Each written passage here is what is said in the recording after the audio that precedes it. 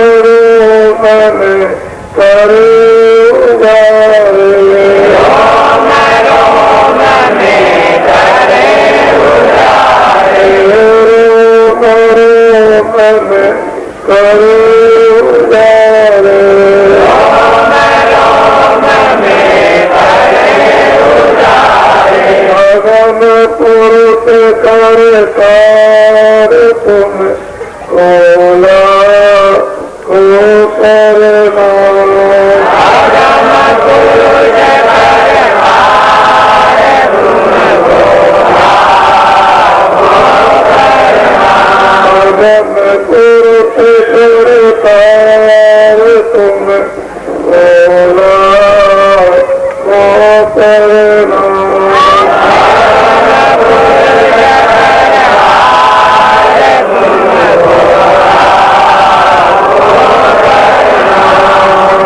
तुम बोला को करना मैं तुम्हें बोला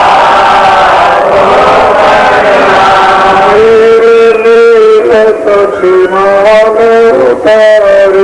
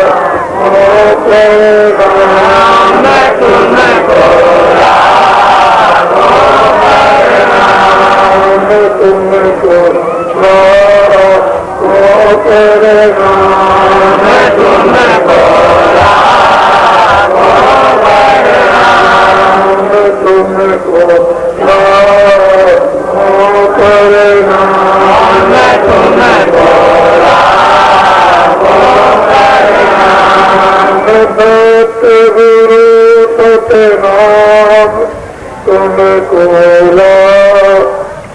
उतारे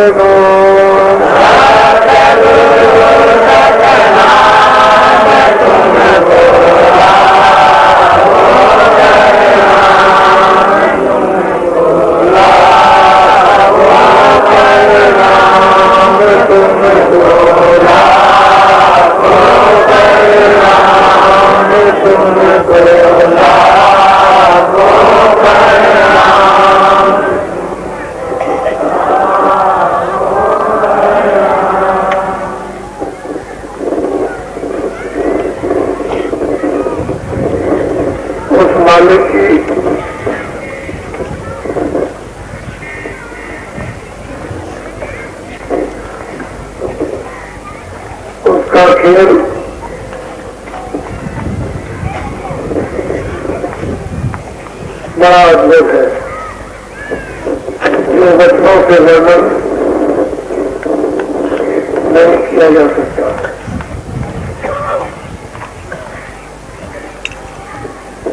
कितना मालिक प्रकाशवान जिसके रोम में कितना प्रकाश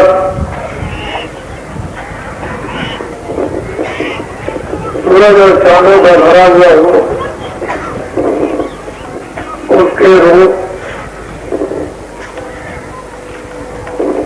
उनकी सुंदरता की, उस आनंद की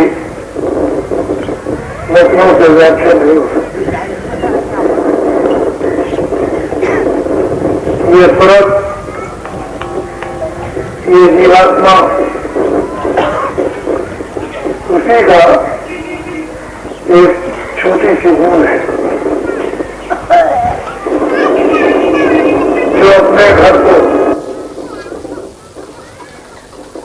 छोड़कर या मालिक ने अपनी मर्जी से इस खेल को दिखाने के लिए रचना को फैलाने के लिए जो मौज फरमाई उसका कसम नहीं हो सकता। सूरत स्वयं ये उसका बोध करती है, वाणी नहीं। उसके रूप और उसके आनंद, उसकी सुंदरता को ये स्वयं जब उस बोध में और रूप में खड़ी होती है,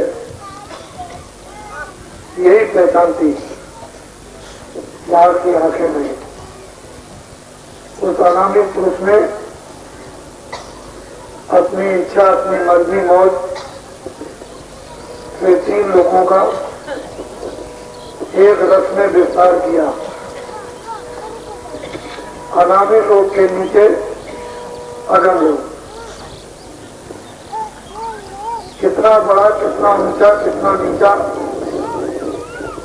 ये किताबों में लिखा नहीं जा सकता। उसके लिए यहाँ कहीं भी किताबें और कागज नहीं।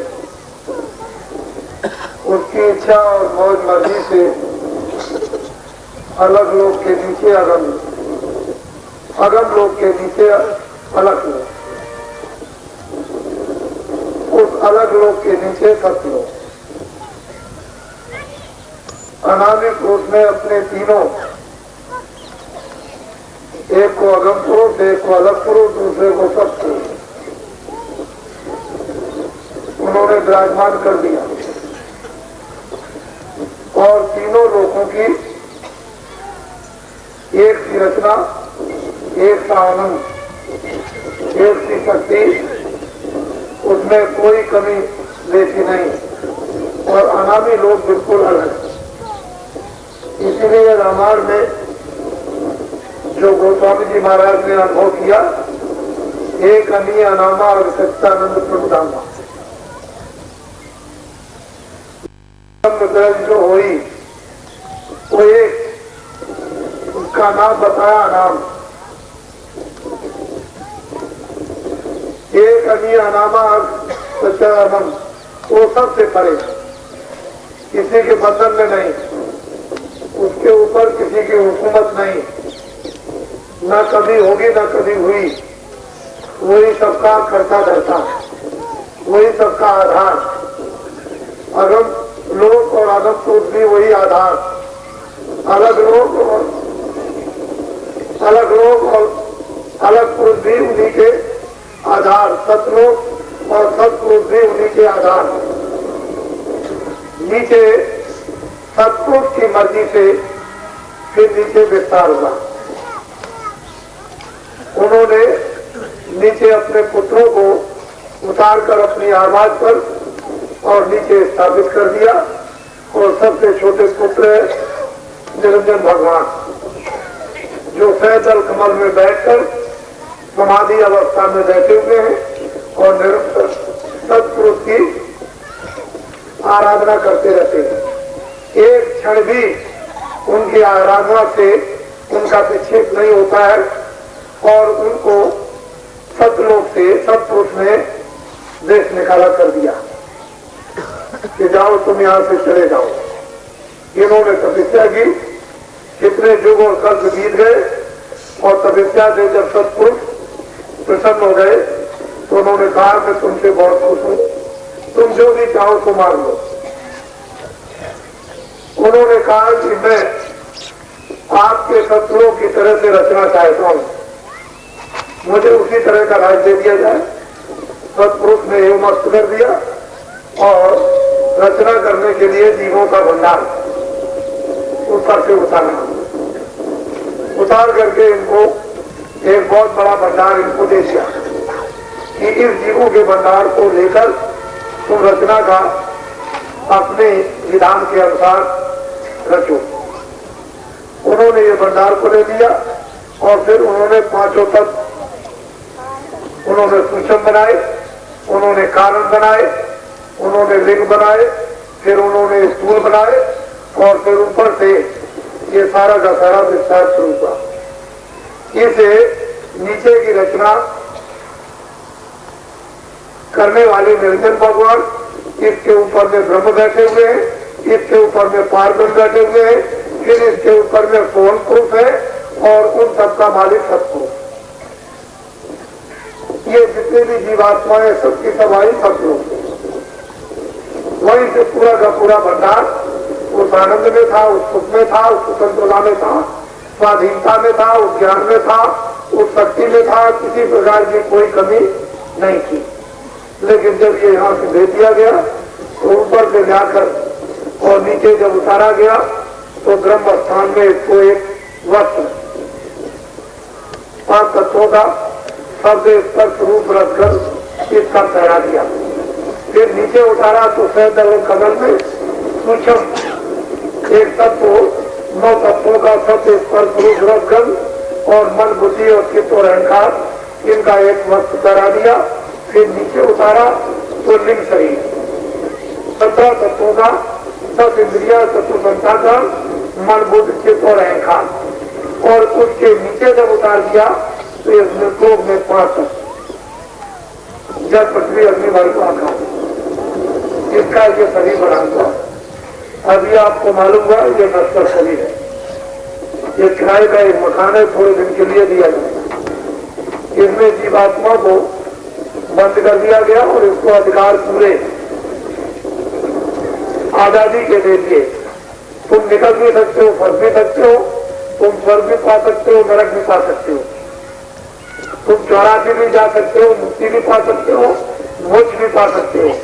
तुमको सब अधिकार दे दिया गया मनुष्य शरीर में, इस मृत लोक में। इसलिए इस मनुष्य शरीर की सबसे विशेष महिमा, इसी शरीर के द्वारा शास्त्र, इसी शरीर के द्वारा वेद, इसी शरीर के द्वारा पुस्तकें, इसी शरीर के द्वारा ज्ञान, इसी शरीर के द्वारा मालिक की व्याख्या, इसी शरीर के द्वारा आदि और अंत का वर्णन बताया जाता है, बताया गया।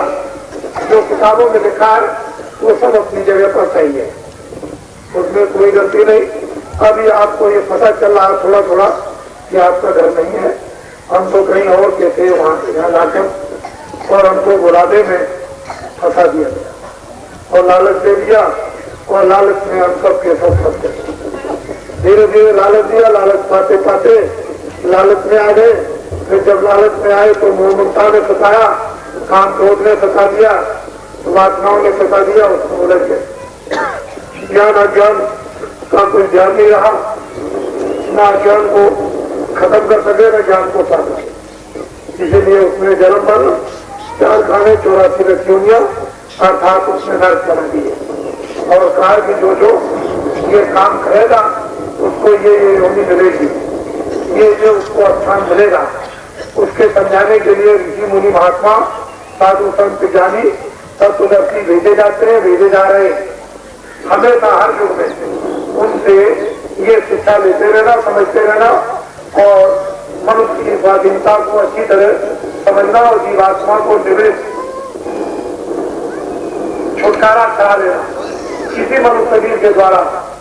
लेकिन आप जब उन समय के ऋषि मुनि, युग के ऋषि मुनि महात्माओं से अलग हो गए तो फिर उसने खाने बना दी, यूनिया बना दी, बस उसमें भेजने लगा, अपने अपने कर्मानुसार दर्द बना दिए और बहुत दूर रास्ते से जाता। जब गिर गए रास्ता भूल गए। अब कब मिलेगा मन शरीर, किस वक्त में मिलेगा, वो कैसा समय होगा, ये कुछ नहीं कहा जाता। कैसे लोग होंगे, कैसे साथी होंगे, कैसा उपदेश होगा, कैसा खान पान होगा, कैसा बोलचाल होगा, इसको कुछ नहीं कहा जा सकता।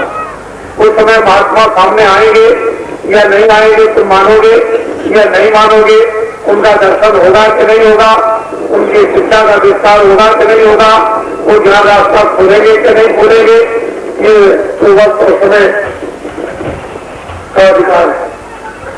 तुमको भी है और महात्माओं को भी। उसका उपयोग करोगे या नहीं करोगे, ये संपूर्ण अधिकार सतयुग में, त्रेता में, द्वापर में, कलयुग में आपको दे दिया गया। अब आप उसका अधिकार समझो ना समझो, दुरुपयोग कर दो या उपयोग कर दो, दोनों चीजें सब आपके हाथ में। रास्ता मनुष्य में रूपी शरीर से ही अपने घर में जाने का है और वो कलयुग में नाम दो, शब्द दो है। दूसरा कोई भी रास्ता अपने घर में वापस जाने का नहीं।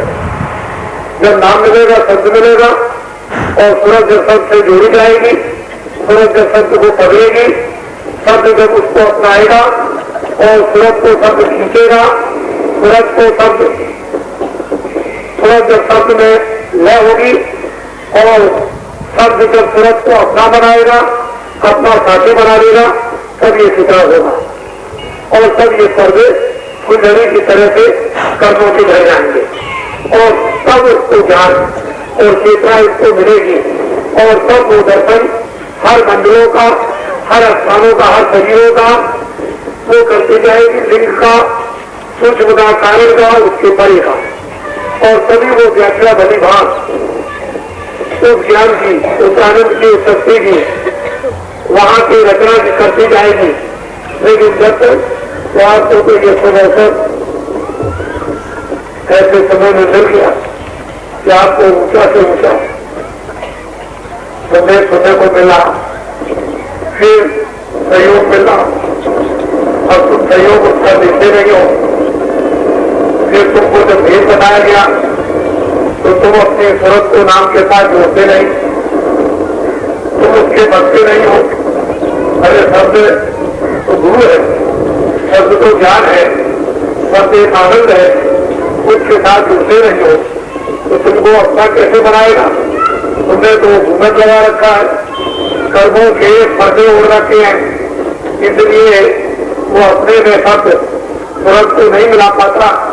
वो धीरे धीरे पर्दे जब उतार देगा तो सूरज को अपने में प्रकाश रूप में, आनंद रूप में, ज्ञान रूप में, शक्ति रूप में मिला देगा और सूरज शब्द का रूप जब बन जाती है तो स्वयं रचना यही सूरजकर्ता बन जाती है, रचना करने लगती।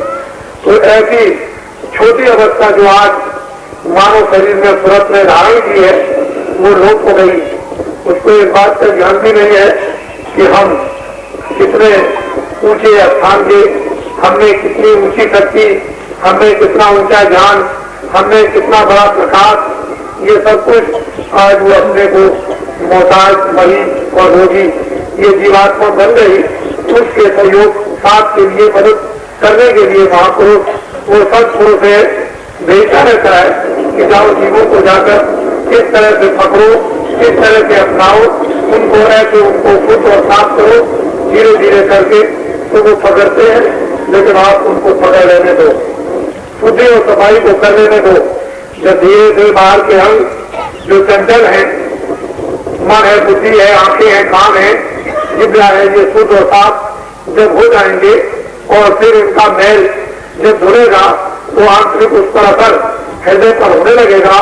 जहां सूरत बैठकर आंख लेकर के अंधी हो गई, कान लेकर के बहरी हो गई, नाश्ता लेकर के उसकी नाक बंद हो गई, ऊपर जब असर पड़ेगा तो पर्दा उतर जाएगा, आंख भी खुलेगी, नाक भी खुलेगी, कान भी खुल जाएंगे, सुनने भी लगेगी, देखने भी लगेगी, सुनने भी लगेगी, हर तरह की सुगंधे, हर तरह के दूध, हर तरह के शब्द आपको सुनाई देंगे, बहुत ही रसीले और प्यारे।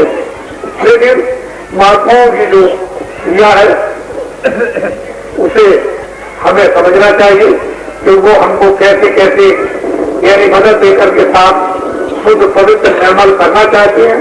तो लोग इस जल्दबाजी में सब कुछ भूल जाते हैं और आपको ये जल्दबाजी नहीं करना चाहिए।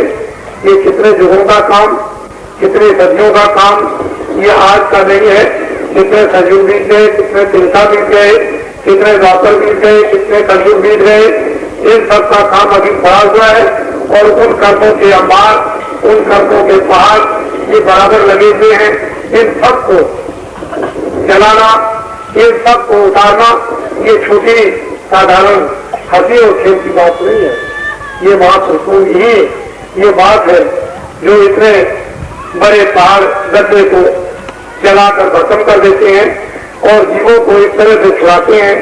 ये उनका परिश्रम कोई वजन नहीं कर सकता, बच्चों को देखने में नहीं आ सकता। महात्माओं ने तो इसके लिए शर्म तोड़ दी, लेकिन आप किसी साधारण मन में, आसानी में तुम इसको समझते नहीं हो। कष्ट करके मुसीबत उठाकर जब कोई चीज मिलती है तो उसकी इज्जत होती है, उसकी कदर होती है और आदमी फिर उसको किस तरह से पकड़ के रखता है। लेकिन कोई चीज मुफ्त में मिल जाती है तो उसकी न तो इज्जत है, न उसकी कदर है, न उसका सम्मान है। तुमको जो मुफ्त में घेरादारी में मिल रही है उसकी आज अगर नहीं करते हो, पीछे बहुत लोगों को कोरोना दिलाना पड़ेगा। महात्मा अपना काम तो करते ही जाते हैं, करते ही जाएंगे, लेकिन मैं तो ये सोचता हूँ कि जो जीवन में लाभ उठा लो, बाद आप चिल्लाओगे और बाद तुम मुरीद बनोगे, वो अच्छी बात नहीं। बाद आके बचाओगे, बाद तुम कट्टर भक्त कहलाओगे और बाद में नवाब कितने लोग बच जाते हैं। लेकिन जो देखते हैं, जो पास और साथ में रहते हैं, उसी समय पर सब कुछ करना चाहिए। बाद में ये कट्टरता अज्ञानता की आती है, ज्ञान की नहीं आती। तुमने उनको देखा नहीं और कट्टर बन गए, उनकी बात सुनी नहीं और कट्टर बन गए, उनका रास्ता जाना नहीं और कट्टर बन गए, तो अज्ञानता आ गई। लेकिन उनके सामने ही तुम कट्टर बन जाओ तो तुमको ये रास्ता मिल जाए, तुमको मुक्ति और खुद प्राप्त न हो जाए, तुम छुटकारा न पा दो, अपने घर में अपनी आत्माओं को मरने से पहले ही पहुंचा दो। ऐसे कट्टर हमको बनना चाहिए, ऐसा नहीं। तो मोटी बात सीधी साधी, उसको ध्यान से सुनो। मैं कुछ और आपको सांसारिक बातें भी बताना चाहता हूँ। जो पर्चों पर कागजों में लिखा जाता है, उस सबका माने मतलब आप नहीं समझ सकते। उसके समझने के लिए थोड़ा विवेक होना चाहिए, बुद्धि निर्बल होनी चाहिए। तो महात्माओं के पर्चों की बात थोड़ी थोड़ी संक्षेप में समझोगे, लेकिन वैसे नहीं समझ पाते और उसी से हो जाता है तुम्हारा नुकसान। जो निशाना बता दे, जो लक्ष्य बता दे, वहां पहुंचने की चेष्टा करो, कोशिश करो और धीरे से चलते रहो। रास्ते में चलते रहोगे, मुड़ोगे नहीं, मुड़ोगे नहीं, चलते ही चलते रहोगे। एक ही एक कदम धीरे धीरे चिर भी बढ़ता रहेगा तो आगे बढ़ते चले जाओ। लेकिन पीछे पहुंच जाओगे तो आगे का रास्ता बदल हो जाएगा और जो रास्ता तय किया था वो पीछे चले आएगा। तो महात्माओं का जो लक्ष्य होता है वो वही पहुंचाना चाहते, उसी निशाने पर उसी लक्ष्य पर, और तुम उसको खो रहते हो। तो ये कोई परमार्थ और भक्तों, जिज्ञासुओं और विदेशी लोगों के काम नहीं है। व्यर्थ होने की जरूरत नहीं है। होश में रहो। जब होश में रहोगे, सचेत रहोगे, सतर्क रहोगे, तभी तो होशियारी से बच सकोगे। और तुम जब जहां भी सचेत नहीं रहे तो कहीं ना कहीं फंस जाओगे, तो फंस जाओगे, फिर गिर नहीं जाओगे, फिर कौन बचाएगा? तो बड़ा मुश्किल होगा। इसलिए कहानी बुराइयों की चल रही है, उससे निकलने के लिए एक सत्संग रूपी सहारा, वो सत्संग एक कील है, महापुरुष एक नौका है। हमको उस तरफ बढ़ना चाहिए, फिर धीरे धीरे धीरे धीरे उनकी नौका के पास पहुंच जाए और नौका पर सवार हो जाए। और नौका महापुरुषों के नाम की है, शब्द की है। वो ऐसी चीज आपके अंदर प्रवेश करना चाहते हैं, ऐसी लंबी बंदी लगाना चाहते हैं कि धीरे से उसको पकड़ करके तुम संभल कर चल जाओ।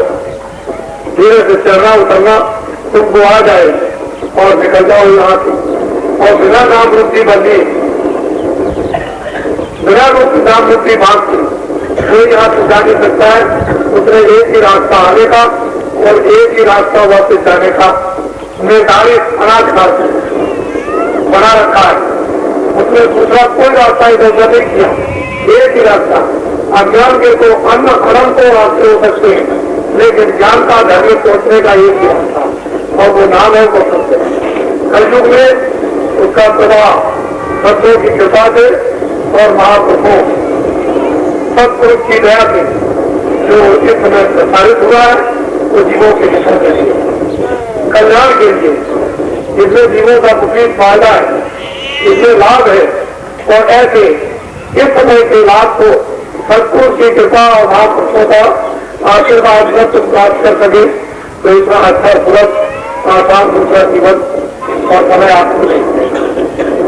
ये बहुत अच्छा समय आपको मिला, इसलिए आप उस अनुकूलता में आओ और उसमें आओगे तो बहुत अच्छा हो जाएगा। ठीक होगा। ये मैं आपको सत्संग आपको सुना रहा हूं, तो सरकारी बातें भी बताना चाहता हूं कि आप रह जाते हो। आपने अपने मतों को संग्रह करें। मत कहते हैं बुद्धिदान, उसको संग्रह करने की जरूरत है। जब एक जगह पर बुद्धिदान अच्छाई का संग्रह हो जाएगा, एकत्रित हो जाएगा, एक ढेर बन जाएगा, तो बहुत बड़ा काम होगा। एक मत होता है बुराई का मत इकट्ठा हो जाएगा तो आप समझो शहर बनेगा। अच्छाई का मत इकट्ठा हो जाएगा तो अमृत बनेगा। इसी में दो में, अमृत और जहर में इसी में लड़ाई है। जहर खा लोगे मर जाओगे, अमृत पीलोगे मर जाओगे। मोटी सीधी साधी बात, इस मत संग्रह को एक जगह एकत्रित करो। अच्छाई का संग्रह होना चाहिए। अच्छाई का संग्रह हो जाएगा, उस गंदगी से बच जाओगे। बुराई मत संग्रह होगा, बुराई में फंस जाओगे, बुराई का लेप चढ़ जाएगा, फिर वो कर्म आपको भोगना होगा, बच नहीं सकते हो। फिर कर्मार्थ का आपको कोई लाभ नहीं, कोई फायदा नहीं होगा। तुम चिल्लाते बने रहोगे लेकिन लाभ कुछ भी नहीं मिलेगा। इसलिए जो शिक्षाएं दी जाए इस आत्म कल्याण के लिए, जो भी महात्मा जानते हैं अच्छी तरह से, थोड़ा ही तो वक्त रहेगा। 50 साल निकल गए, कितने से रहे? 60 साल निकल गए, कितने से रहे? अरे 30 साल निकल गए, आधी आयु खत्म हो गई। तो आपके 25 साल निकल गए, वो त्याई आयु खत्म हो गई आपकी। तो अब ये बताइए कि कितने से रहना है? तुम्हारे सामने रोज घटनाएं जाने की होती रहती है, तो रोते हो, चिल्लाते हो, विलाप करते हो। ना उनके आने पर ना उनके जाने पर तुम कुछ कर सके। जैसे आए थे वैसे चले गए, नंगे आए थे, अज्ञान में आए थे, जाने का वक्त हुआ, न तुम उनसे कुछ ले सके, रोते हुए आए थे, रोते हुए चले। जो कुछ भी उन्होंने अपना कहकर बनाया था कि मेरा मेरा है, वो उसका कुछ न रह सका और सब इनकार रह गया। और सब लोग देखते रह गए जो ये कहते थे मेरे हैं और मैं इनका हूं, वो तुम्हारे सामने खेल खत्म हो गया। ऐसे ही देखते देखते दिन प्रतिदिन ये आप रोज अनुभव करो और इस अनुभव को अपने अंदर आने दो, तभी ज्ञान होता चलेगा। और फिर यह अवस्था आपकी आ जाएगी कि आप फिर समझने लगोगे कि यही क्रिया जो मैं देख रहा हूं ये मेरे लिए भी खड़ी होगी और मुझे भी लोग किसी तरह से देखेंगे। जैसे मैं दूसरों को देखता हूं तो इसको मद्देनजर बिल्कुल सामने हम सबको रखना चाहिए, तो बात सबसे समझ में आएगी। जरा सी बात को भूल जाओगे, जो कुछ भी मिलता है अपने अपने कर्मों से, और जो कुछ भी अनेक कर्मों से जमा करते हो वो मन का धन होता है। वो धन भी ले जाता है, वो तो चला ही जाएगा, लेकिन घर का भी ले जाएगा। मन भी चला जाएगा, बुद्धि भी चली जाएगी और चित्त भी चला जाएगा, और बाहर का समाज जो आपने जमा किया है वो भी निकल जाएगा। मन बह गया, बुद्धि बह गई और चित्त बह गया, इंद्रियां बह गई, तो फिर बाहर का सामान जो ये छाया रूप में था वो भी चला गया। फिर रोते रह जाते, चिल्लाते रहते हो, क्या हो गया? रोज देखते हो अमीर से गरीब, गरीब से अमीर हो जाते, निरोगी से रोगी और रोगी से निरोगी हो जाते। आप रोज देखते हो रूप होता है, रूप हो जाता है, रूप से रूपमान हो जाते हैं। रोज ये घटनाएं देखते रहते हो प्रतिदिन, और फिर भी आप अनुभव नहीं करते हो। माया ने कितना फायदा आपकी बुद्धि का डाल रखा है कि वो बिल्कुल भरा देती है, एकदम ऐसा कर देती है सुनसान कि कहीं कुछ नहीं है, यही जगह सब कुछ है और है कुछ नहीं। इसी को समझने के लिए हर क्षण महात्माओं की शिक्षा पढ़ रही है। महात्माओं के उद्देश्य हमेशा मिलना चाहिए, उनके शब्द खानों में खोलना चाहिए, जिससे कि हम बराबर जगे रहें और खो न जाए। हम अपनी बुद्धि को खो न बैठे, हमारी बुद्धि हमेशा हर चीज को समझती रहे। उपदेश सुनने की इसीलिए जरूरत पड़ती है, लेकिन दूर रहने के कारण हमको हर समय सत्संग नहीं मिल सकता। कौन को कभी कभी महीने में, 2 महीने में, 4 महीने में, 6 महीने में, साल भर में कभी हमको ये संदेश सुनने को मिलते हैं तो हम इतना भर लेते हैं कि हम बराबर उन महापुरुषों के शब्दों को याद करते रहे, जिससे कि हम संसार में उतना ही रह सके जितनी जरूरत और आवश्यकता है, बाकी इसके अतिरिक्त हम इसको समझते हैं कि हमको जाना है। तो व्यवहार और बर्ताव को सब करो, सामान सब कुछ ज्यादा से ज्यादा और कम से कम रखो, लेकिन ज्ञान तो होना चाहिए कि ये सामान किस लिए रखा जाता है, उसके लिए नहीं। तो आज तारीख 8 और 9 ये 3 दिन का कार्यक्रम रखा गया। आज ये 8 तारीख समाप्त हो रही है, कल 9 है, कल भी दिन भर। मैं आपको नामदान नहीं दूंगा, डरवाने की कोई जरूरत नहीं है और नामदान नहीं दूंगा। नामदान का अर्थ और मतलब यह है कि वजन करना है। वजन करोगे वही आपके लिए समय पर काम आएगा। वजन एक आपके लिए पूंजी जमा होगी और वो पूंजी किसकी? आत्मा रक्षा की। जब आत्मरक्षा की पूंजी वजन करके आप जमा कर लोगे तो वक्त और समय पर वो पूंजी आपके काम आएगी। जीवात्माओं को नरकों में 84 में नहीं जाने देगी और जन्म मरण की पीड़ा से बचा लेगी। लेकिन पूंजी वजन करके ज्ञान से वजन से शब्द को आप प्रकट नहीं करोगे, शब्द को आप पकड़ोगे नहीं तो पूंजी जमा नहीं। शब्द एक पूंजी है, एक धन है, एक खजाना है जो उसको उतार लेता है, जो जमा कर लेता है भंडार के रूप में, वो उसके लिए उसका समूह बनता है, आनंद का, प्रेम का समूह बन जाता है। उसी की कमाई हम लोगों को इस कलयुग में सुलभ और पार कर लेनी चाहिए। और ये नहीं करते हो तो काम तुम्हारे कौन आएगा? कोई काम आने वाला नहीं। सभी देखते देखते रह जाएंगे और कहेंगे कि ये क्या हो गया, ऐसा काम मत करो जो सब वक्त पर तुम्हारा साथ छूट जाए। ऐसा काम करो उन्हीं घरों में शरीर की रक्षा भी, परिवार की रक्षा भी, बच्चों की भी रक्षा, आए गए का सत्कार भी, सामाजिक काम भी हो जाए और तुम भगवान का भजन भी कर लो। तुम इधर का धन शरीर रक्षा के लिए भी उपयोग में ले लो और उधर भगवान के भजन से आत्मरक्षा भी कर लो। तो दोनों दिन तुम्हारे लोग परलोक के बन जाए, ऐसा काम करना चाहिए। तो ये नामदान का उद्देश्य और मतलब ये होता है कि भजन करना। नामदान का उद्देश्य और मतलब ये नहीं होता है कि धोखा देना, बेईमानी करना, चोरी करना, डकैती करना या कत्ल करना। नामदान का उद्देश्य मतलब ये नहीं होता है कि आप मांस खाओ, आप शराबे पियो, ये नहीं उद्देश्य होता। उसका तो उद्देश्य ये होता है कि जो खेती का काम है, खेती का शरीर रक्षा के लिए करो, दुकान दफ्तर करो, शाम को बच्चों की सेवा करो, कपड़े भी करो, खाना भी खाओ, बीमार हो जाओ तो दवा भी ले लो, छाया के लिए मकान बना लो, छाया के लिए झोपड़ी बना लो, अपनी अपनी पसंदगी का। लेकिन इन सब को सैरगाह समझो, मुसाफिर खाना एक सराय समझो कि इसमें से कभी किसी समय भी हम जा सकते हैं। इन सब चीजों के लिए जब तक ये जीवात्मा शरीर में रहे तब तक इसकी हिफाजत, मरम्मत मना नहीं की जाती है कि मकान की तोड़फोड़ मत करो।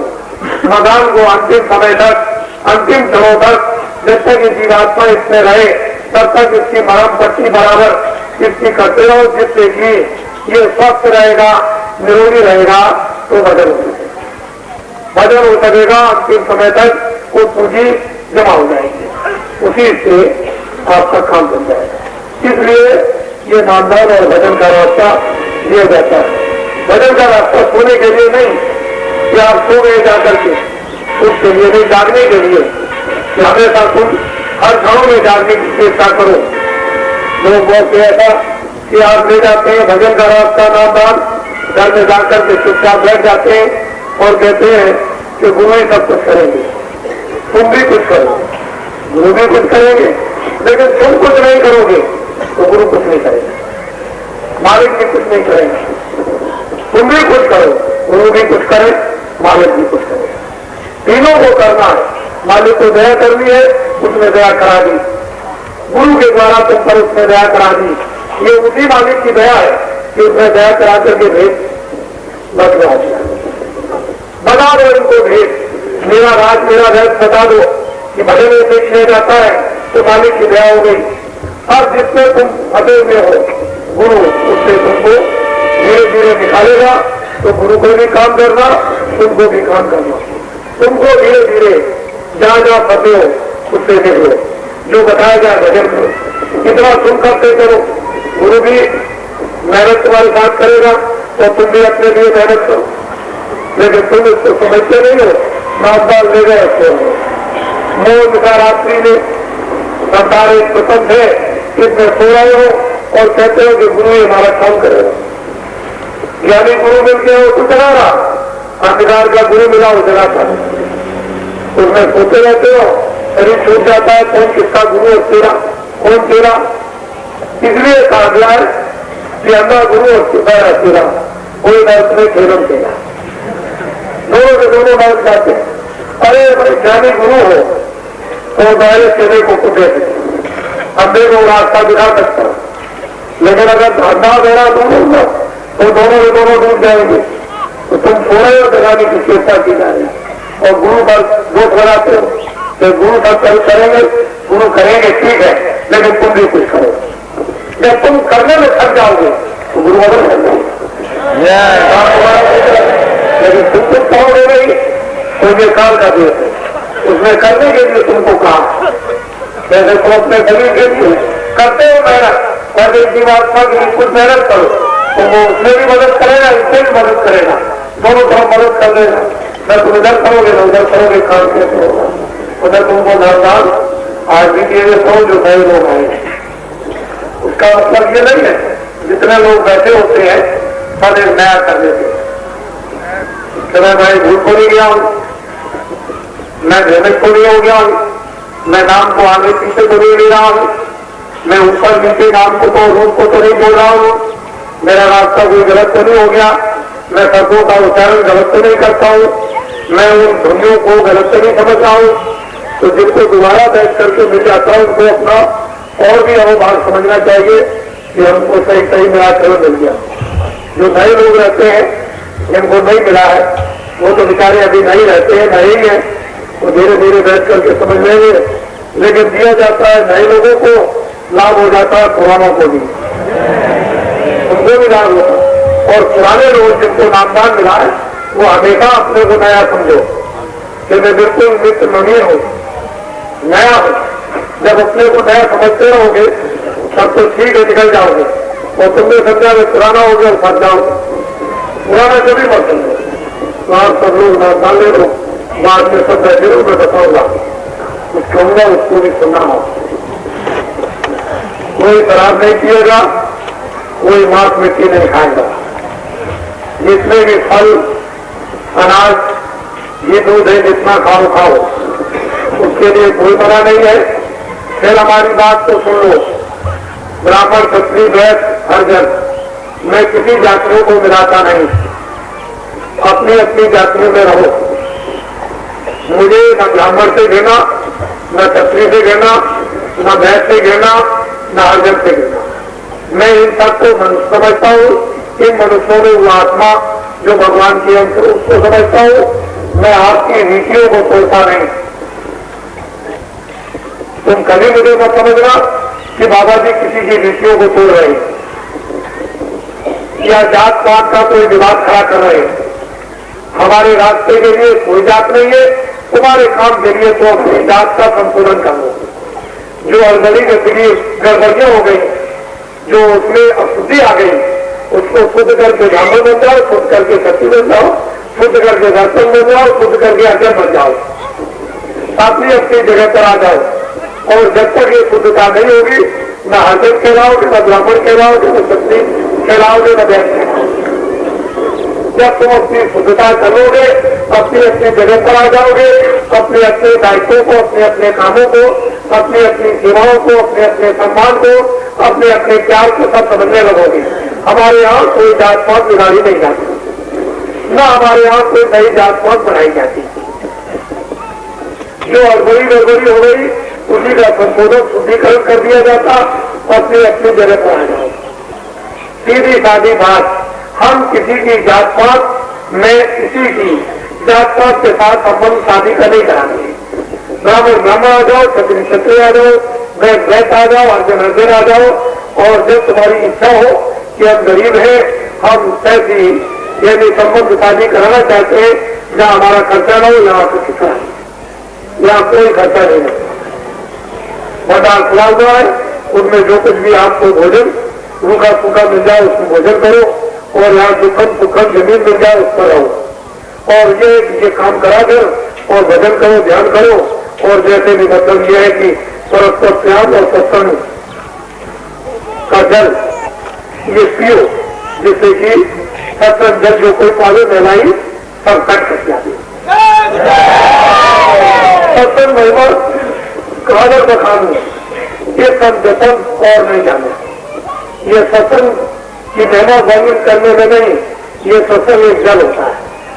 तो नामदान दे दीजिए, हमने जो वचन दिया हम पूरा करेंगे, उसको आप ध्यान में रखो।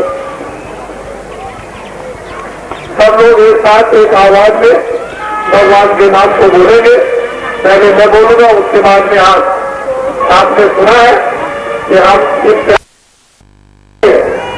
वैसे तो भंडार चला, किसी को कोई मना नहीं करता।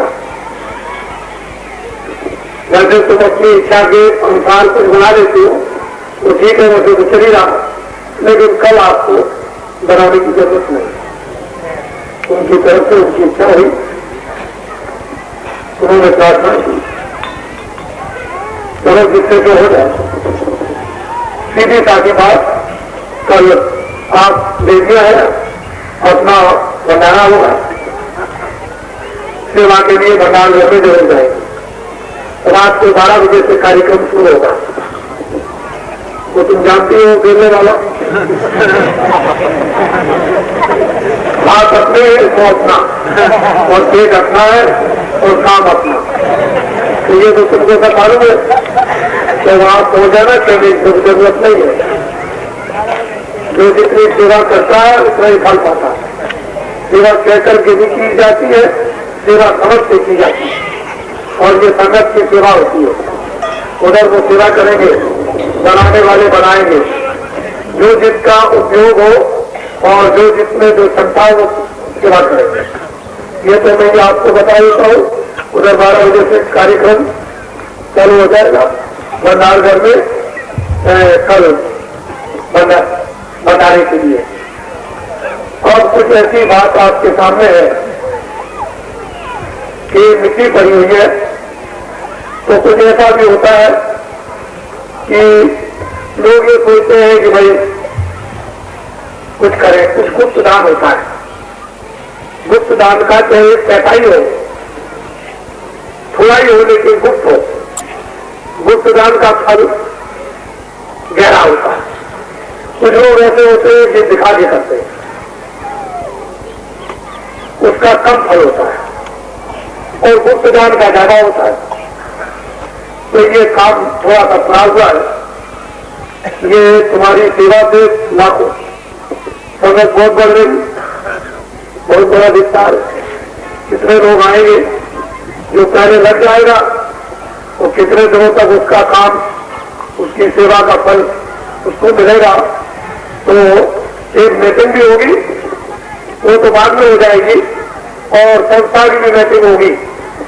दोनों के काम वैसे अलग अलग है, इसकी देखा रेखी का काम अलग है और संस्था का काम अलग है, लेकिन वो तो एक ही जगह पर है। तो मीटिंग भी हो जाएगी संस्था की भी और ट्रस्ट की भी, वो होगी।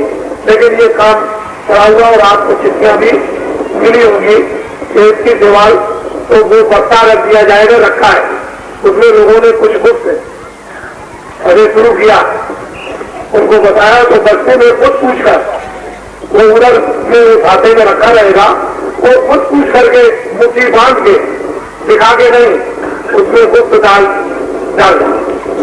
दिखा के नहीं, दिखा के बात नहीं है। जो कुछ भी डालो उसमें इसके लिए, ताकि ये काम आपके सामने जल्दी हो जाए। मैं तो सत्संग के लिए निकलूंगा, फिर पूरे ठहर जाए। कल के दिन भंडारा होगा मदनलाल खंडेलवाल की तरफ से, और ये जो तमाम बेचारे रोते हैं कि महाराज हमारे पास पैसा नहीं है, बीमारी हो गई, हमारे पास पैसा नहीं, हम कहां जाएं, पैर बहुत दूर पड़ता है, बड़ी तकलीफ होती, व्यवस्था नहीं है। और ये तो जानते हो कि किसानों को कितनी तकलीफ है, हमको मालूम है, हम जानते हैं, हमको ये पता है इतनी जमीन है, इसमें कुछ नहीं बचता। जब इतनी जमीन में कुछ नहीं बचता है, अगर बीज जोड़ लिया जाए, खाद जोड़ ली जाए, मेहनत जोड़ ली जाए और पानी जोड़ लिया जाए, ये ट्यूबवेल 3 चलते हैं, इसी जमीन में उसका किराया जोड़ दिया जाए, जो टैक्स दिया जाता है बिजली का, तो कुछ भी हाथ में नहीं आता। हम किसानों की मेहनत को समझते हैं, अच्छी तरह से हम जानते हैं। तो ये खंडेलवाल जो भंडारा करेंगे, या मदनलाल खंडेलवाल, ये एक बड़ा अस्पताल, कल उसका एक बूथ होगा ईटों का, और जितना लोग आएंगे हम ऐसा चाहेंगे कि लोगों को उसमें कुछ देना न पड़े, बेचारे गरीबों को, बीमारों को और लोगों को मुफ्त में लोगों को दवा मिले और उनकी सेवा हो। जहां तक संभव हो वहां तक तो हम प्रयत्न में किसी प्रकार का करेंगे कि मुफ्त है ये बीमारी की सेवा हो, ऐसा कार्यक्रम। और अगर बन जाएगा और हम कुछ नहीं कर सकते हैं तो हम गवर्नमेंट के हैंडओवर भी कर देंगे कि लीजिए हमने बना के तैयार कर दिया गरीबों की सेवा के लिए, और उसमें हम कराते भी रहेंगे और फिर हम कहेंगे कि ये गरीबों की सेवा के लिए ऐसा कीजिए। लेकिन एक चीज तैयार हो जाना चाहिए जो आम जनता के काम आए, आम लोगों के काम आए। अच्छा है लोगों का उसमें कुछ सेवा लग जाएगी, क्योंकि लोग रोते हैं, पीड़ित रहते हैं, यहाँ भी बहुत से बाहर से भी आते रहते हैं, ये किसान भी विचार चलाते हैं। हमारी बहुत दिनों से ये विचार जाना भी थी, स्कूल एक छोटा सा चल रहा, उसमें कलम और कागज किसी को भी नहीं लगता है, मुफ्त में फ्री विद्यादान दिया जाता। वो 5 रात तक हम आगे भी बढ़ाना चाहते हैं, लेकिन समय के अनुकूल और व्यवस्था के अनुकूल धीरे धीरे बढ़ा देंगे, लेकिन जल्दी में नहीं। तो लोगों को विद्यादान 5 रात तक मुफ्त में, कोई कलम, कोई पट्टी, बैठने की तो उठने की कोई चीज नहीं उनको खरीदनी है, वो सीधे अपने घरों से चले आए और यहाँ आकर के उनको सब चीज मिल जाती है और अध्यापक विद्यार्थी उनको पढ़ाते हैं और अच्छी पढ़ाई होती है। हम व्यवस्था और भी अच्छी करना चाहते हैं, लेकिन सुविधा के मुताबिक ही व्यवस्था अच्छी होगी, उसको थोड़ी सी देर लगती है। ये काम तो कल एक अस्पताल का आपके सामने एक मुहूर्त होगा, एक मुहूर्त होगा। और ये इसमें आप जो सामने है, ये जहाँ इतना बड़ा धन का उपदेश चारों तरफ फैलेगा, उसकी चिंगारियां चारों तरफ चलेंगी और लोग आएंगे कि ये कहाँ से विस्तार किया गया था, तो उसके लिए भी आप लोग कुछ कर लीजिए। मैं बड़े साफ शब्दों में और ये सब जनता जनार्दन के लिए, ये मेरे लिए क्या है, मैं थोड़ा देरा आदमी हूँ, मेरे पास तो कोई बाल बच्चे नहीं है। जो कोई आदमी सोचता हो कि भाई इनके पास कोई बाल बच्चे हो, मेरे पास कोई नहीं, मैं तो जो कुछ भी है गुरु ने जो बताया, जो उन्होंने आदेश दिया उसका पालन करता हूँ, और जैसा जैसा वो अपना कराते जाएंगे करता जाऊंगा। मुझे परमात्मा और स्वास्थ्य दोनों बेटे उन्होंने कहा था, तो मैं दोनों की तरफ से कोशिश को चेष्टा करता हूँ, लेकिन असली जो हमारा कदम है वो परमात्मा हो ठहर जाइए। जो लोग अपनी मतदान के वक्त में खुश हो गए, मतदान नहीं दिया, आप लोगों ने सबसे बड़ी भूल की है, सबसे बड़ी गलती की। जिन लोगों ने मतदान नहीं दिया, जब प्रजातंत्र में आपको अधिकार दिया मतदान देने का, तो उस मतदान का सबको, जिनका अधिकार मतदान देने का वैलिड है, 18 वर्ष की उम्र का, उनको मतदान देना चाहिए। फिर जब तुम्हारा मतदान एक अच्छे काम में संग्रह किया गया था, तो तुमने अपना मतदान वहां संग्रह क्यों नहीं किया? तुम तब कह सकते थे कि हमारे सामने कोई था। हमने अच्छे आदमियों को तुम्हारे सामने ला करके खड़ा किया कि तुम कह रहे हो कुछ मत करो, न तुम हारो न तुम जीतो, लेकिन अपने मतों को यहां संग्रह करो, बुद्धिदान को संग्रह करो, फिर आप यहां से फायरिंग करेंगे, फायरिंग करवाएंगे। तुमको नहीं मालूम कि उस मतदान से क्या चीज तैयार हो, तुमने समझा नहीं। अगर तुमने अपना मतदान गलत जगह पर तुमने दे दिया है तो फिर तुम्हारे ऊपर में पापों का बोझा लग गया। हमको कितनी मेहनत करनी पड़ेगी, तुमने ये बात नहीं पूछी। तुमने समझी नहीं, मुझे निकलने की जरूरत नहीं थी, मेरा इशारा ही काफी था, मेरा संकेत ही काफी था, मुझको दौड़ने की जरूरत नहीं थी, मुझे कोई अपील करने की जरूरत नहीं है। जब इतने लोगों को तैयार कर दिया तो मुझे अपील क्या करना, मैंने तो अपील पहले की। हम किसानों की तकलीफों को जानते हैं, अब हम जो कुछ भी योजना बनाकर तुमको दे दें और गाँव गाँव में तुमको फैला दें, तुम उस योजना पर ध्यान रखना और जहां मतों को संग्रह कर दोगे, अगर काम नहीं होता है तो हम खुद पूरी को फेंकाएंगे। तुम ये समझो कि जो इन्होंने कह दिया वो पत्थर की लकीर है, ये पत्थर की लकीर करती नहीं है। तुम उसको समझो, अब जो योजना बनाकर तुमको दे दी जाए और गांव गांव में तुमको उसको बता दिया जाए, फैला दिया जाए, उस योजना को तुम पक्का पत्थर की लकीर उनको बता दो कि ये कभी कटती बढ़ती नहीं, ये जो कि क्यों रहेगी, ये सिरा बन जाएगी। तुमको नहीं मालूम है कि फजर सिरा को आज तक लोग क्यों से चले आए, इसलिए जिन लोगों ने मतों का प्रयोग नहीं किया वो भी इसके बुराई के भागीदार हैं।